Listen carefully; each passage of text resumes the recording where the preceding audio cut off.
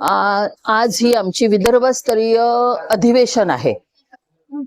1975 साली युनोनं जेव्हा स्त्रीमुक्ती वर्ष जाहीर केलं होतं, त्या वर्षापासनं जवळजवळ या चळवळीसोबत मी जुळलेली आहे। त्यावेळी विदर्भामध्ये आम्ही तर फार लहान होतो, पण विदर्भामध्ये सीमाताई साखरे, रूपाताई कुलकर्णी यांची नावं आम्ही ऐकायचो। आणि 1977 मध्ये मी जेव्हा नागपुरात शिकायला आले त्यावेळेपासून मी प्रत्यक्ष या चळवळीमध्ये सहभागी झाले। त्याच्यामध्ये हुंडा विरोधी चळवळ होती आणि बलात्कार विरोधी मंच या दोन संस्थांसोबत पूर्णपणे मी एकरूप होऊन तेव्हापासून काम सुरू केलं। मग लिहायला लागले आणि आमचा व्यास वाढत गेला, परीघ वाढत गेला। अनेक चळवळीतल्या लोकांसोबत माझा संबंध आला। मथुरा प्रकरण तुम्हा सगळ्यांना आठवत असेल। चंद्रपूर मध्ये एका महिलेवर, आदिवासी महिलेवर 2 पोलिसांनी बलात्कार केले होते आणि त्यांना वाचवणं हे जणू काय आपलं कर्तव्य आहे असे पोलीस डिपार्टमेंटही वागत होतं आणि न्याय प्रक्रिया पण वागत होती। पण हा इश्यू सीमाताई साखरेंनी खूप उचलून धरला। तो विदर्भच नव्हे तर राज्यस्तरीय आणि नंतर तो दिल्लीपर्यंत गेला। सीमाताई शेवटपर्यंत त्या लढ्यामध्ये सहभागी होत्या। ती लढाई त्या शेवटी जिंकल्या। त्या सगळ्यामध्ये जे मोर्चे निघाले, जे काय होत होतं, त्या सगळ्या प्रोसिजर मध्ये आम्ही सोबत होतो। आणि माझ्या व्यक्तिशः माझ्याबद्दल बोलायचं झालं तर या सगळ्या मोठ्या लोकांसोबत माझ्या खूप कमी वयामध्ये मला काम करायला मिळालं, त्यामुळे मला खूप शिकता आलं। नंतरच्या काळात मी वामन निंबाळकर असतील, भाल भोळे, यशवंत मनोहर, मुख्य म्हणजे मय दळवी या सर्वांसोबत मला काम करण्याची संधी मिळाली। तर ही जी स्त्री मुक्तीची तेव्हापासूनची चळवळ सुरू झालेली आहे त्याला यावर्षी 50 वर्ष पूर्ण झाली। आणि 50 वर्ष पूर्ण झाल्यानंतर महाराष्ट्रातल्या तमाम स्त्रीवादी संघटना एकत्र येऊन महाराष्ट्र स्त्री मुक्ती परिषद असं एक नाव त्याला देऊन त्यामध्ये पुढाकार घेतला शारदाताई साठे आणि बाकी सगळ्यांनी। त्यांना आम्ही सगळ्यांनी सहकार्य केलं। विदर्भाची जबाबदारी, विदर्भस्तरीय जे काही काम आपण इतके वर्ष झाले उभं करतो आहे त्याच्यामध्ये मी आणि शुभदानी पुढाकार घेतला। आम्ही या 6 महिन्यामध्ये विदर्भातल्या प्रत्येक जिल्ह्यात गेलो आणि जे स्त्री संघटन थोडं संथ झालं होतं असं म्हणूया, त्यांचं काम सुरू होतं, वेगवेगळ्या क्षेत्रात काम सुरू होतं, पण एक जी एकजूट करायची होती, सर्वांना एकत्र आणायचं होतं, एक मूठ पूर्ण बांधायची होती, ते काम आम्ही या 6 महिन्यात केलं। आणि या 6 महिन्यात आम्हाला खूप स्त्रिया भेटल्या, खूप संघटना एकत्र आल्या। याच्यामध्ये आम्ही सेफ्टी ऑडिट केलं। सगळ्यात महत्वाचा खूप मोठा विषय आहे हा खरं तर। सेफ्टी ऑडिट कुठे, तर यात आम्ही एक विषय घेतला, तो म्हणजे टॉयलेट्स।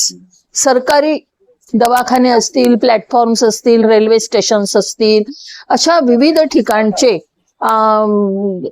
स्वच्छतागृह यांची काय परिस्थिती आहे। कारण मी स्वतः 5-6 वर्षापूर्वी, तसं तर आम्ही 40 वर्षापूर्वी मी आणि रूपाताईंनी नागपूरच्या लेव्हलवर स्वच्छतागृहासाठी काम केलेलं, पण या 5-6 वर्षामध्ये सकाळ दैनिकासोबत आम्ही स्वच्छतागृहासाठी खूप काम केलं।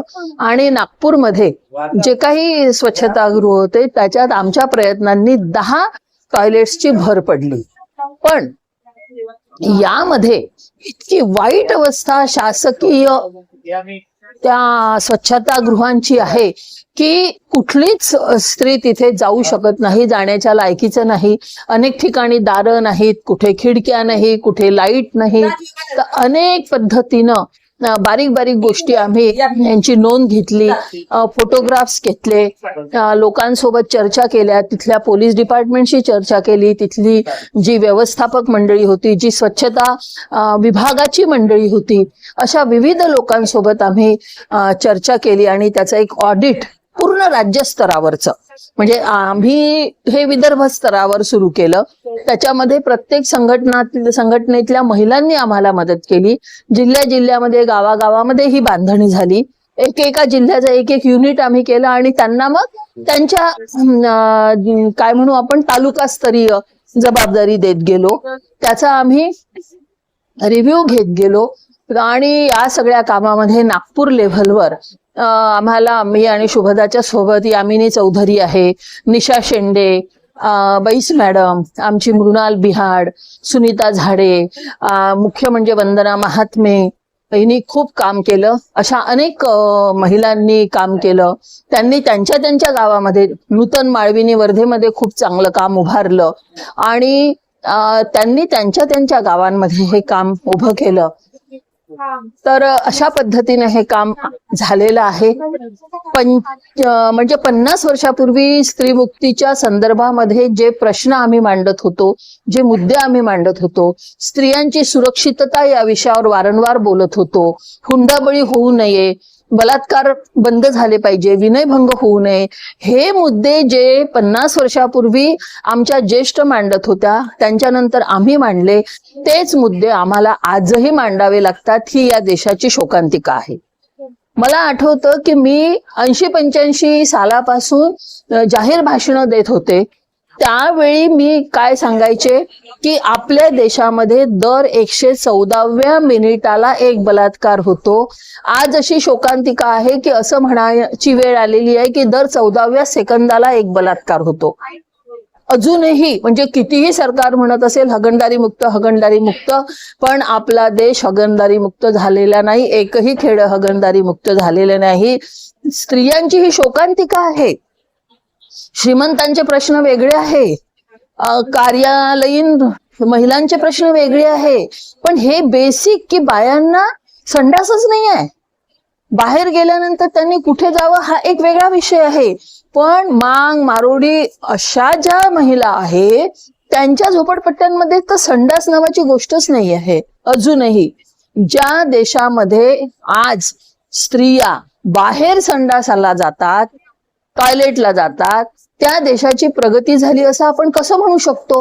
म्हणजे एकीकडे शिक्षणाची शोकांतिका आहे, शाळा बंद पडून राहिल्या आहे, महिलांवरचे अत्याचार वाढतात आहे, विनयभंग वाढत आहे, उघड्यावर शाळांमध्ये, प्लॅटफॉर्मवर, टेरेसवर, दवाखान्यामध्ये, दवाखान्यांच्या खोल्यांमध्ये, रेल्वेच्या डब्यांमध्ये असं एकही क्षेत्र नाही की जिथे स्त्री सुरक्षित आहे. असा हा देश आमचा. आम्ही पुढल्या पिढीला काय सांगणार आहोत?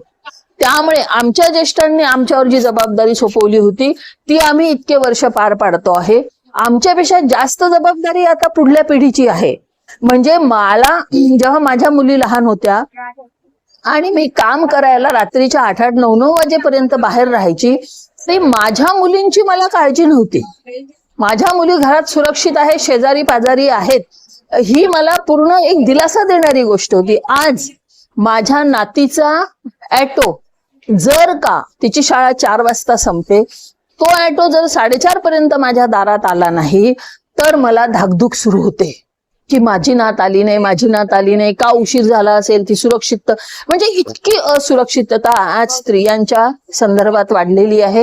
त्यामुळे मी या तरुण मुलींना असं सांगेल, कारण त्यांचं चळवळीकडे लक्ष नाही आहे, त्यांना अनेक गोष्टी आयत्या मिळालेल्या आहे. हे जे सगळं वातावरण आहे त्याच्याकडे त्या गांभीर्यानं पाहत नाहीये. देशामधला प्रचंड भ्रष्टाचार वाढला आहे, शाळा बंद होतात आहे, आरोग्याची काहीही उपलब्धी नाही आहे, पण त्यांना या गोष्टींकडे फारसं लक्ष देण्याची गरज वाटत नाही, कारण त्यांच्या त्यांच्या लेव्हलवर त्यांना सगळं मिळत आहे. पण मी या तरुण मुलींना असं सांगेन की त्यांनी स्वमधून बाहेर पडलं पाहिजे, फक्त स्वतःपुरतं न पाहता जरा बाहेर आलं पाहिजे आणि या सगळ्या गोष्टींकडे लक्ष दिलं पाहिजे. कारण देशाची सुरक्षितता ही तेव्हाच आपण म्हणू जेव्हा आमच्या भारतातली स्त्री सुरक्षित आहे. तुम्हाला माहित आहे आज देशामध्ये आपल्या म्हणजे बाहेर देशांमध्ये आपल्या भारत देशाबद्दल काय प्रतिमा झालेली आहे? आणि तो बलात्कारांचा देश असं म्हटलं जातं. जेव्हा असं म्हटलं जातं तेव्हा आमची मान शर्मेनं खाली झुकते. त्यामुळे मी या तरुण मुलींना आवाहन करेन की त्या मुलींनी या गोष्टीकडे लक्ष द्यावं. फक्त बलात्कार झाला की कॅन्डल मार्च काढणं एवढंच आपलं काम नाही, तर आधीपासून सतर्क राहिलं पाहिजे. आधीपासून चळवळीत असलं पाहिजे. कुठेही काही चुकीच्या गोष्टी घडत असतील तर त्या बाईच्या, त्या मुलीच्या पाठीशी मी खंबीरपणे उभी आहे हा विश्वास त्या मुलींना, त्या महिलांना असला पाहिजे. अशी आपली वागणूक असेल तर आम्ही स्त्री मुक्तीवाल्या आहोत किंवा आम्ही स्त्री मुक्ती चळवळीसाठी काही काम करतो असं म्हणण्याचं धाडस आम्ही करू शकू. धन्यवाद.